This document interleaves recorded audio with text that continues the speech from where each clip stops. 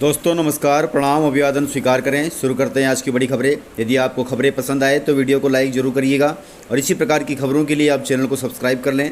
खबरें पूरी पाने के लिए वीडियो अंत तक जरूर देखिएगा और आप हमें प्रदेश के किस जिले से देख रहे हैं कमेंट बॉक्स में जरूर बताइएगा। यदि आपका बैंक में खाता है तो आप सभी के लिए बड़ी अच्छी खबर है। बैंक कर्मचारियों पर सख्त हुआ है रिजर्व बैंक। ग्राहकों के साथ यदि बैंक कर्मचारियों ने किया यह काम तो होगा अब एक्शन। बैंकों से जुड़े कामकाज के लिए कई बार आमजन को ब्रांच जाना पड़ता है। बैंक में कर्मचारियों की लेट लतीफ़ी के किस्से अक्सर ही सुनने को मिलते हैं। कई बार बैंक जाने पर कर्मचारी लंच के बाद आने के लिए भी बोल देते हैं। कई बार लंच के बाद भी घंटों इंतजार करना पड़ता है। अब अगर बैंक कर्मचारी आपके काम के लिए आपको यहाँ वहाँ घुमाए तो आप तुरंत इसकी शिकायत कर जिम्मेदार कर्मचारी पर कार्रवाई करा सकते हैं। इसको लेकर बैंक कर्मचारियों पर भारतीय रिजर्व बैंक अब सख्त हो गया है। अगर कोई बैंक कर्मचारी आपके काम को करने में लेट लतीफ़ी करे या टालने की कोशिश करे तो आप बैंक के मैनेजर या नोडल ऑफिसर से शिकायत कर सकते हैं। इसके अलावा भारतीय स्टेट बैंक ने ग्राहकों के लिए एक टोल फ्री नंबर जारी किया है। वह टोल फ्री नंबर है 1800-425-3800 या फिर 1800-112211। इस पर भी आप कॉल करके शिकायत कर सकते हैं। इसके अलावा आप विभाग की वेबसाइट cms.rbi.org.in पर शिकायत कर सकते हैं या फिर crpc@rbi.org.in पर भी मेल भेजकर अपनी शिकायत दर्ज करा सकते हैं। इसके अलावा एक और नंबर जारी किया गया है, वह भी टोल फ्री नंबर है 14448। इस पर भी कॉल करके आप अपनी शिकायत दर्ज करा सकते हैं। सभी को बैंकों में काम रहता है और हम सब जानते हैं कि बैंकों में कर्मचारी लेट लतीफ़ी करते हैं, टालते रहते हैं। इसलिए आरबीआई ने ये सभी विकल्प जारी किए हैं। आप सभी इन विकल्पों के माध्यम से अपने काम आसान बना सकते हैं। किसानों के लिए महत्वपूर्ण एवं जरूरी सूचना है। फसल बीमा को लेकर बड़ी खबर सामने आई है। 29 जुलाई से पहले सभी किसान पूरा करें यह काम, तब आपको मिलेगा फसल बीमा का पूरा लाभ। अभी हाल में प्रधानमंत्री फसल बीमा योजना के तहत मध्य प्रदेश के किसानों के खातों का मिलान किया जा रहा है। मिलान करने के बाद किसानों को प्राकृतिक आपदा से प्रभावित फसल बीमा राशि समय पर उपलब्ध कराई जाएगी। प्रधानमंत्री फसल बीमा योजना के तहत खरीफ एवं रबी फसलों के बीमा कराने की अंतिम तिथि 31 जुलाई रखी गई है। 31 जुलाई तक किसानों के बैंक खातों से बीमा की प्रीमियम राशि काट दी जाएगी। वहीं कृषि विभाग के उपसंचालक एस.के. निगम ने कहा है कि किसान बोई गई वास्तविक फसल की जानकारी 29 जुलाई तक संबंधित बैंकों में उपलब्ध करा सकते हैं। कृषि उपसंचालक एस.के. निगम ने कहा कि यदि कोई ऋण में संलिप्त किसान इस योजना से बाहर निकलना चाहता है या फिर फसल बीमा नहीं कराना चाहता तो प्रीमियम राशि काटे जाने की अंतिम तिथि के 7 दिन पहले यानी 24 जुलाई तक अपने संबंधित बैंक को लिखित में सहमति पत्र या फिर घोषणा पत्र दे सकता है। वैसे आप यदि अपनी फसलों का बीमा कराना चाहते हैं तो अपने नज़दीकी किसान कॉमन सर्विस सेंटर, बैंक या फिर बीमा मध्यस्थ सहित PMFS पोर्टल पर भी ऑनलाइन आवेदन करके पंजीयन करा सकते हैं। अग्निवीर में शामिल हुए युवाओं के लिए गुड न्यूज़ है। इंडियन एयरफोर्स ने जारी किए हैं अग्निवीरों के लिए एडमिट कार्ड। भारतीय वायुसेना ने सभी रजिस्टर्ड उम्मीदवारों के लिए अग्निवीर एयरफोर्स एडमिट कार्ड 2022 जारी कर दिए हैं।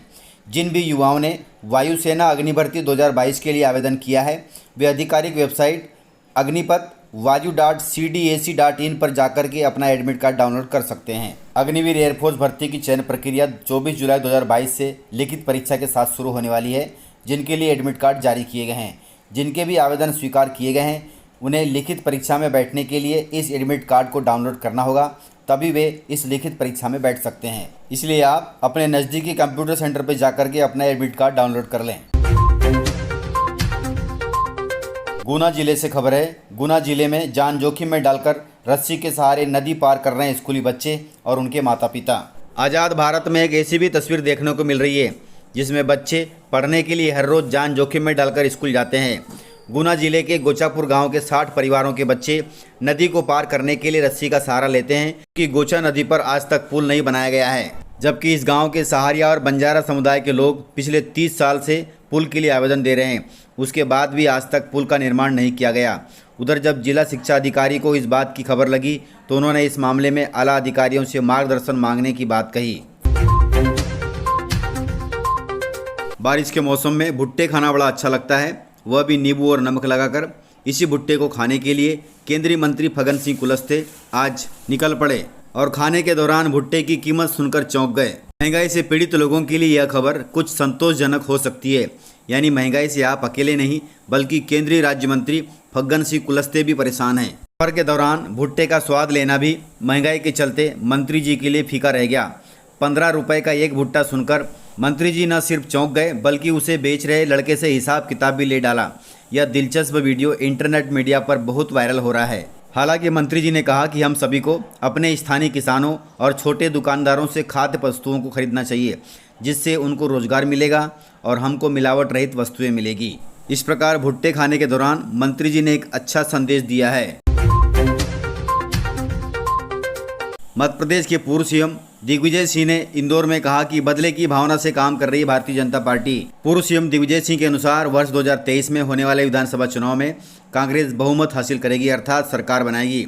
न्यायिक मामले के लिए इंदौर आए दिग्विजय सिंह ने कहा कि प्रदेश की जनता कांग्रेस को पसंद कर रही है और आगामी विधानसभा चुनाव में पार्टी बहुमत हासिल करके सरकार बनाएगी।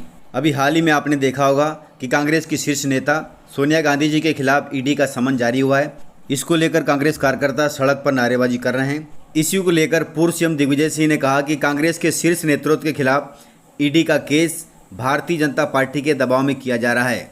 उन्होंने कहा कि गांधी परिवार ने देश के लिए बलिदान दिया है, ऐसे परिवार के लोगों को परेशान किया जा रहा है। जो भी हुआ है सब नियमानुसार हुआ है, मगर फिर भी बदले की राजनीति के तहत केस किए जा रहे हैं। प्रदेश के कुछ जिलों में सीएम राइज स्कूल खुल चुके हैं। सीएम राइज योजना के तहत स्कूलों के निर्माण के लिए इंदौर कलेक्टर ने स्वीकृत कर दी है अलग से 5 एकड़ जमीन। सीएम राइज योजना के तहत इंदौर जिले के 11 सरकारी स्कूलों का उन्नयन कर वहां पर नए निर्माण किए जा रहे हैं। इस योजना में जिले के मॉडल स्कूलों को भी शामिल किया गया है। इस योजना के तहत तैयार होने वाले स्कूलों के संबंध में कलेक्टर कार्यालय में बैठक का आयोजन हुआ। इस बैठक में सांवेर, देपालपुर व महू के मॉडल स्कूलों को मौजूदा स्कूल की जमीन के अलावा अलग से 5-5 एकड़ की अतिरिक्त सरकारी भूमि स्वीकृत कर दी गई है, ताकि सीएम राइज स्कूलों का अच्छे से निर्माण हो सके। पुलिस कर्मियों के लिए सेहत भरी खबर है। बीपी और शुगर जैसी बीमारी न हो, इसलिए सप्ताह में 3 दिन दौड़ेंगे अब पुलिसकर्मी। इंदौर जिले में हाई शुगर और बीपी की बीमारी के बाद अफसरों ने पुलिस कर्मियों को दौड़ाने का प्लान बनाया है। एसपी साहब ने लिखित आदेश जारी कर सप्ताह में 3 दिन दौड़ने की सलाह दी है। एक मैराथन दौड़ का भी आयोजन करवाया जाएगा, जिसमें पुलिस कर्मियों के साथ साथ अफसर भी दौड़ेंगे। इस प्रकार की यह पहल बहुत अच्छी पहल है। यह पहल को प्रदेश के सभी जिलों के पुलिस कर्मियों ने अपनाना चाहिए, ताकि सभी पुलिसकर्मी फिट रहें, बीमारियों से दूर रहें और प्रदेश की सेवा करें। सीबीएसई बोर्ड परीक्षाओं का रिजल्ट आ चुका है। छिंदवाड़ा जिले की खुशी ने सीबीएसई 12वीं परीक्षा में किया है टॉप। उन्होंने 99% अंक ला करके प्रदेश का नाम किया है रोशन। छिंदवाड़ा जिले के संत श्री आसाराम जी गुरुकुल सीनियर सेकेंडरी स्कूल में पढ़ने वाली खुशी कुकरेजा ने सीबीएसई बोर्ड परीक्षा 12वीं में 99% अंक अर्जित करके टॉप किया है। हालांकि खुशी कुकरेजा कक्षा 12वीं में कॉमर्स की छात्रा थी, जिन्होंने हाल ही में संपन्न हुई परीक्षा में 99% अंक हासिल कर पूरे देश में टॉप छात्रों के बीच जगह बनाई है। रिजल्ट जारी होते ही छात्रा खुशी से झूम उठी और उन्होंने अपनी सफलता का श्रेय अपने माता पिता और गुरुजनों को दिया, वह भी बिना कोचिंग के 99% अंक प्राप्त किया है उन्होंने। पूरे देश में छिंदवाड़ा को गौरवान्वित करने वाली खुशी कुकरेजा के पिता विजय कुकरेजा जी ने बताया कि उनकी बेटी ने छिंदवाड़ा का नाम पूरे प्रदेश तथा देश में रोशन किया है। इस प्रकार यह खबर उन बेटियों के लिए प्रेरणादायक होगी जो थोड़ी कम पढ़ाई करते हैं। किसानों के लिए प्रेरणादायक खबर है। किसान को करोड़पति बनाने वाली गुलाब की खेती। नर्मदापुरम जिले के किसान गुलाब की खेती करते हैं और उनकी सप्लाई 800 घरों सहित कई शहरों में करते हैं। लीक से हटकर खेती करना लाभकारी हो सकता है, ये साबित किया है नर्मदापुरम जिले के किसान सुधीर वर्मा जी ने। जिला मुख्यालय से 40 किलोमीटर दूर सुधीर 8 एकड़ खेत में देसी गुलाब उगा रहे हैं। उन्होंने 20 साल पहले 10 से 15 गुलाब के पौधों से इसकी शुरुआत की थी। अब वे 8 एकड़ में पौधे लगाकर रोजाना 7 से 8 हज़ार रुपए के गुलाब बेचते हैं। बड़े पैमाने पर की जा रही खेती से 10 से 11 स्थानीय लोगों को वे रोजगार भी दे रहे हैं। किसान सुधीर वर्मा जी का कहना है कि सर्विस से बेहतर व्यवसाय है कृषि। मेहनती व्यक्ति को खेती या बिजनेस करना चाहिए। नौकरी पेशा व्यक्ति की आय सीमित होती है, बिजनेस या कृषि में आय असीमित होती है। उन्होंने कहा कि मौजूदा दौर में वह रोजाना 7 से 8 हज़ार रुपये कमाते हैं। इस प्रकार वह सालाना 12 से 15 लाख रुपए कमाते हैं और एक किसान के लिए यह आय बहुत ज़्यादा होती है। इस प्रकार आप भी यदि युवा हैं और लीक से हटकर कुछ करना चाहते हैं तो ज़रूर करें और अपने आप को स्थापित करें। तो इस प्रकार से जानकारियाँ थी। यदि आपको जानकारियाँ पसंद आई हो तो वीडियो को लाइक ज़रूर करिएगा और यदि आपने वीडियो पूरा देखा है तो उसके लिए बहुत बहुत धन्यवाद। तो मिलते हैं सर अगले वीडियो के साथ, तब तक के लिए जय हिंद।